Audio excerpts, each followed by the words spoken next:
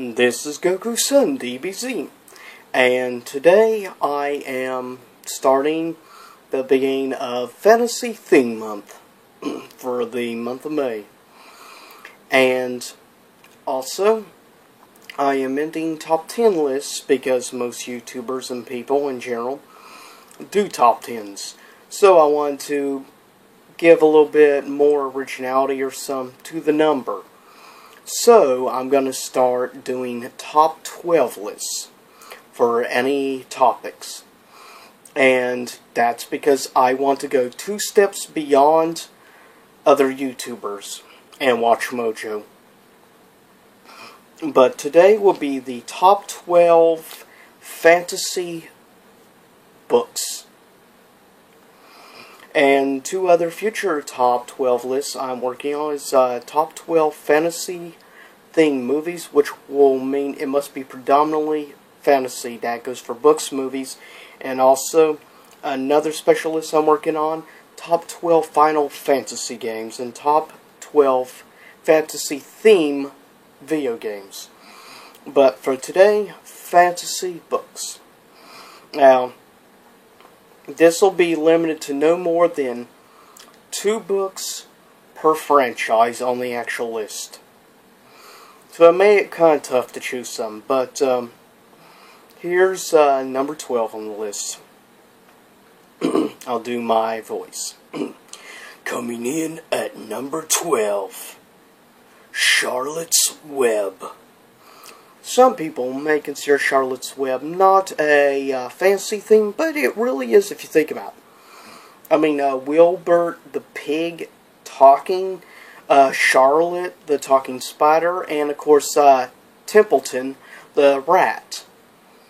It really is fantasy if you really think about it for a minute. It's maybe not really grand fantasy, because it's more or less just about a pig and Charlotte trying to help Wilbur, obviously, to survive and not be turned into bacon and sausage to help save his life.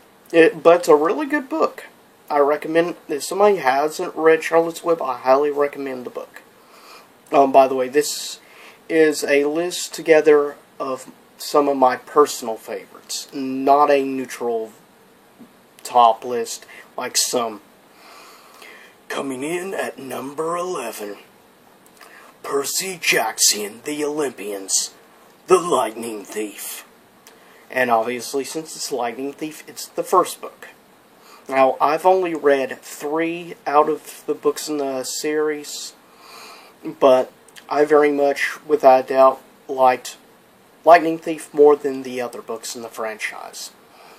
Next, coming in at number 10, The Red Pyramid, which is basically created by the same people who created Percy Jackson and the Olympians franchise.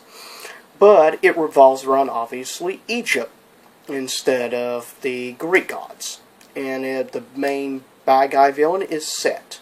Basically the god of darkness in Egyptian mythology. Coming in at number 9, the first in the series of 4 books, Eragon, which of course does have similar elements to movies such as Dragonheart or video games like Drakengard. But Eragon is a really good book. Movie, not quite so much, but very much I enjoy Eragon. It's a very enjoyable book. Not quite as well written as some other fantasy franchises I like, but still really good. Coming in at number 8, Harry Potter and the Deathly Hallows, which is the 7th and final book, of course, in the Harry Potter franchise. But I very much enjoy the Harry Potter series. Enjoyable, and the 7th and final book definitely is anything but a letdown. It ends the franchise in a very good note, I believe. Very solid writing. And for current day authors, I think J.K. Rowling's one of the best, honestly. Very good storyteller. Coming in at number 7, the first volume of the Fire and Ice series, Game of Thrones, which is right now my number 2, if not my number 1 favorite TV show series that's on TV right now. And honestly, it was the TV show that got me into checking out the book in the first place. And I'm very glad I did. The book is very good. And to those who complain about the pornographic stuff in the show, it's just as graphic in the book, just so you know. So don't complain this and that about it's an HBO gimmick. It's not. It's actually being pretty loyal to the book, because it's pretty detailed if you bother to actually read the book.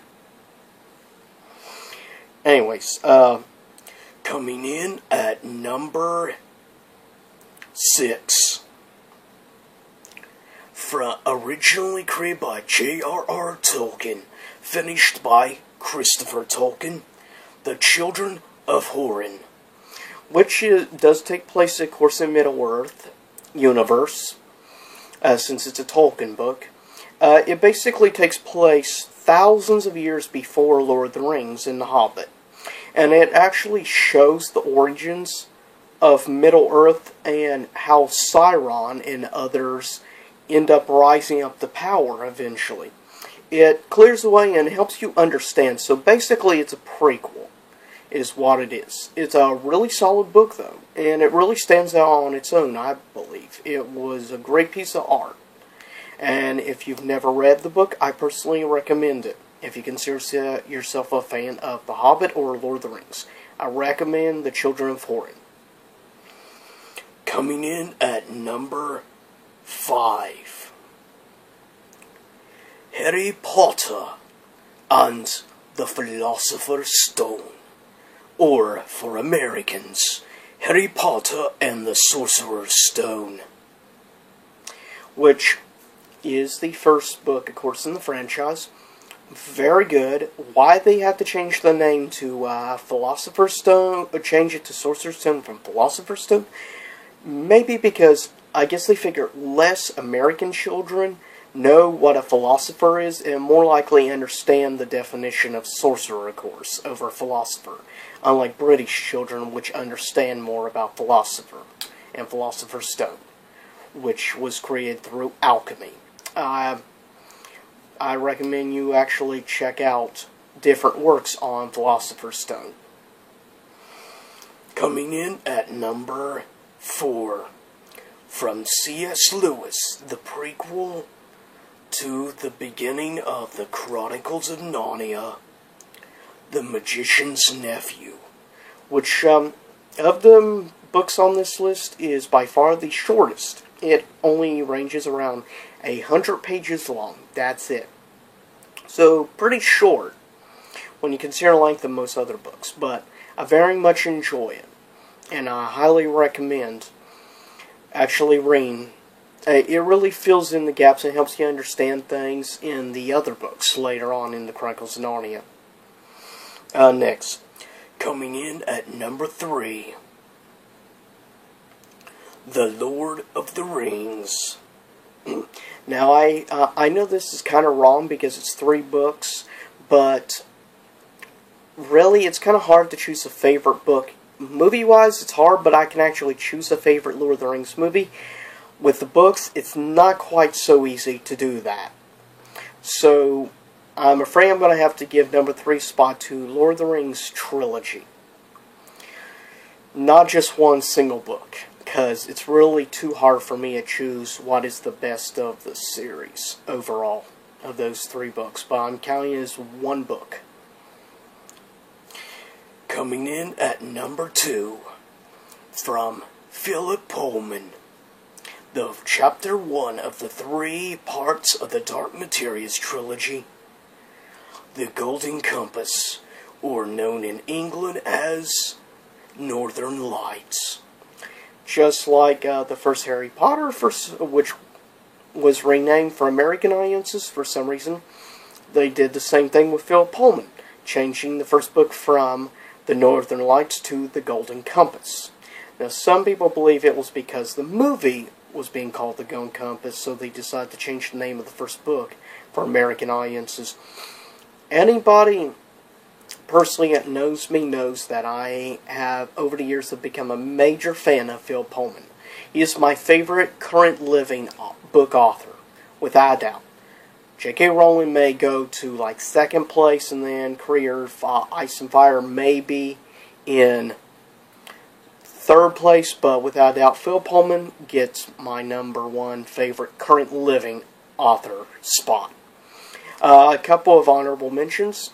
Pretty much all the other Harry Potter books. All of the, of course, The Hobbit from Tolkien. All the other Chronicles of Narnia books. All in honorable mentions. And without a doubt, coming in at #1 is the book from the franchise that got me into reading in the first place and got me into fantasy. And it was, of course, by one of my favorite authors, C.S. Lewis. And it is The Chronicles of Narnia, The Lion, the Witch, and the Wardrobe. Without a doubt, is my #1 favorite fantasy theme book, period, of all time. There's no ifs, ands, or buts about it. Lion, the Witch, and the Wardrobe is my favorite. It was what essentially got me into reading like kids today. Harry Potter, for me, in the early 90s, before Harry Potter existed, it was the Chronicles of Narnia. And also that kind of kiddie-friendly horror books from R.L. Stine, Goosebumps. But without a doubt, it was mainly Chronicles of Narnia, C.S. Lewis, that got me hooked. And this is Goku-san, DBZ, and I'll see you all next time in YouTube land. And of course, as always, leave a comment below. Message me here on YouTube, or message me hashtag GokuSunDBZ on Twitter. And until next time, peace out. And most likely, my next top 10 list, top 12 list, most likely will be top 12 Final Fantasy games. So stay tuned for that list. And I'll see you again, YouTube land. And in honor of this list, thought I'd play this little piece.